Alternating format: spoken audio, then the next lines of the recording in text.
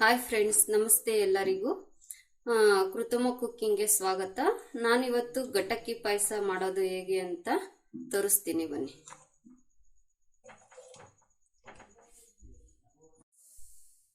ಗಟ್ಟಕ್ಕಿ ಪಾಯಸ ಮಾಡೋದಕ್ಕೆ 1 ಕಪ್ ಅಕ್ಕಿನ ತಗೊಂಡಿದ್ದೀನಿ, 1 ಕಪ್ ಬೆಲ್ಲ, ಅರ್ಧ ಕಪ್ ಕಾಯಿ ತುರಿ, ಒಂದು ಕಾಲು ಬಟ್ಲಷ್ಟು ಕಡಲೆಕಾಳನ್ನ ತಗೊಂಡಿದ್ದೀನಿ. ಮತ್ತು ಗಟ್ಟಕ್ಕಿ ಪಾಯಸ ಮಾಡೋದಕ್ಕೆ ಹೇಗೆ ಮಾಡೋದು ಅಂತ ತೋರಿಸ್ತೀನಿ.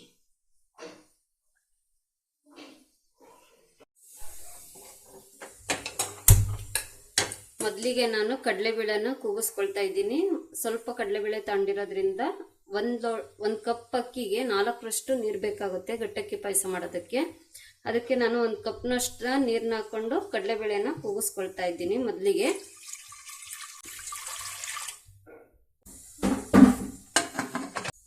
ಒಂದು ಕಡೆ ನಾನು ಕಡಲೆಬೇಳೆನ ಕೂಗಕ್ಕೆ ಇಟ್ಕೊಂಡು ಹಾಗೆ ಒಂದು ಕಡೆಗೆ ಅಕ್ಕಿನ ಸ್ವಲ್ಪ ಇಡಿ ಬೆಚ್ಚಿಗೆ ಮಾಡ್ಕೊಳ್ತಾ ಇದ್ದೀನಿ. ಅಕ್ಕಿನ ಈಗ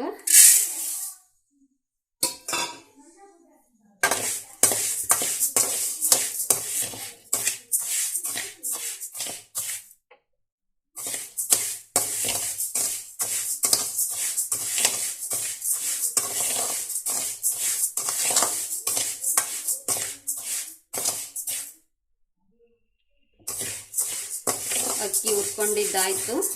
ಈಗ ಬೆಲ್ಲನ ಒಂದು ಕಡೆ ಪಾಕಕ್ಕೆ ಇಟ್ಕೊಳ್ತೀನಿ. ಅದೇನು ಬರೀ ಬೆಲ್ಲ ಕರಗಿದ್ರೆ ಸಾಕು.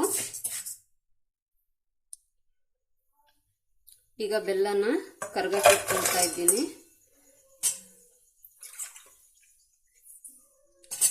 ಇದಕ್ಕೆ 1 ಕಪ್ ನೀರನ್ನ ಹಾಕೊಳ್ತಾ ಇದ್ದೀನಿ.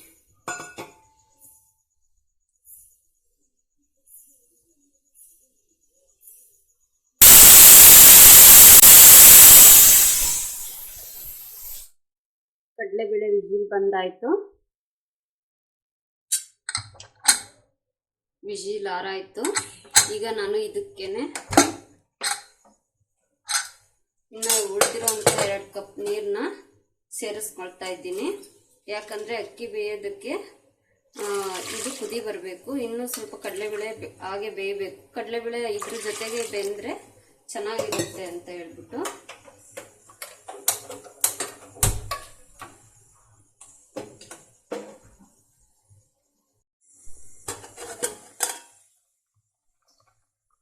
ನೀರು ಕುದೀತಾ ಇದೆ. ನಾನು ಇವಾಗ ಅಕ್ಕಿ ಹುರಿದಿಟ್ಕೊಂಡಿರೋದನ್ನ ತೊಳೆದು ಇಟ್ಕೊಂಡಿದ್ದೀನಿ, ಇದಕ್ಕೆ ಹಾಕ್ತಿದ್ದೀನಿ.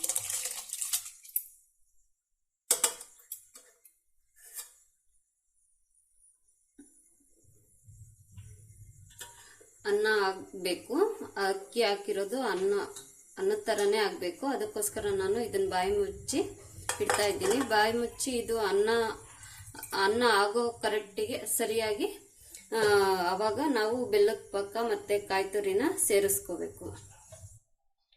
ಕಾಯಿ ರುಬ್ಕೊಳ್ಳೋದಕ್ಕೆ ಸ್ವಲ್ಪ ಏಲಕ್ಕಿ ಪುಡಿನ ಹಾಕ್ಕೊಳ್ತಾ ಇದ್ದೀನಿ. ಹಾಗೆ ಕಾಯಿ ತುರಿನ ಹಾಕ್ಕೊಂಡು ರುಬ್ಕೊಂಡು ಕೊನೆಯದಾಗಿ ನಾನು ಕಾಯಿನ ಸೇರಿಸ್ಕೊಳ್ತೀನಿ. ಈಗ ರುಬ್ಕೊಳ್ತೀನಿ. ಒಂದು 10ರಿಂದ 15 ನಿಮಿಷ ಆಯಿತು.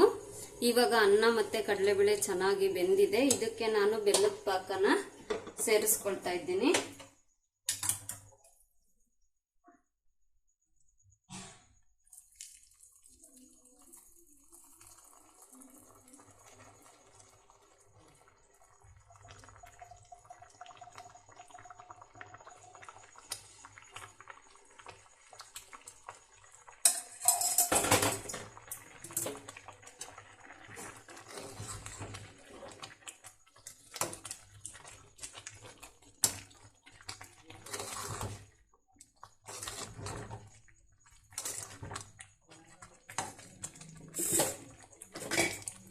ಹಾಗೆ ರುಬ್ಬಿಟ್ಕೊಂಡಿರೋಂಥ ಕಾಯಿನ ಹಾಕ್ಕೊಳ್ತಿದ್ದೀನಿ.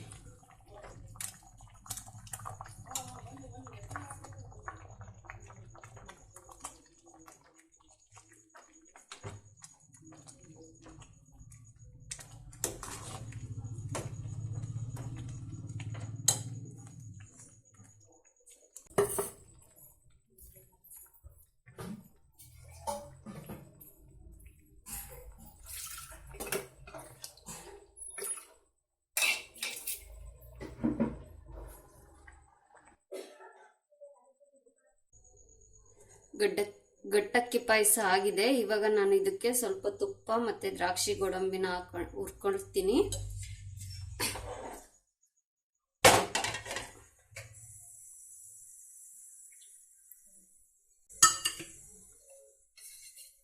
ಒಂದು ಟೇಬಲ್ ಸ್ಪೂನ್ ಅಷ್ಟು ತುಪ್ಪನ ಹಾಕೊಳ್ತಿದ್ದೀನಿ.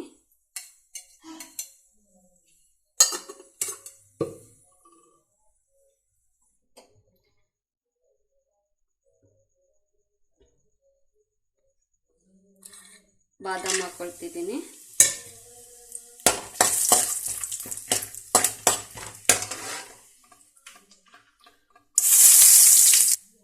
ದ್ರಾಕ್ಷಿ,